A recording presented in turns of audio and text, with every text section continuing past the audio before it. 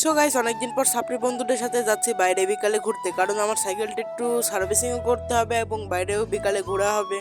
আর অনেক দিন video upload করা হয়নি, কারণ এদিকে অনেক বৃষ্টি হয়েছে এবং চারিদিকে খালি কাদা। আজকে একটু বৃষ্টিটা কম, কিন্তু বৃষ্টি হবে হবে ভাব। তো আমরা এই সুযোগে ভিডিওটা করে ফেলছি, 2-3 দিন প্রায় ভিডিও আপলোডটা করা হয়নি।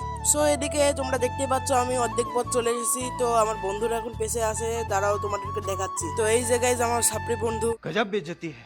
তো আমরা অনেকটা দূরে চলে এসেছি, এখনো যেতে হবে। তাই ঘুরতে সময় রাইডিং এ অনেক মজাই লাগে, কিন্তু একটা সমস্যা আছে, কখন কখন পানি পড়তে পারে কোনো গ্যারান্টি নাই। তো তোমরাও আমাদের সাথেই থাকো।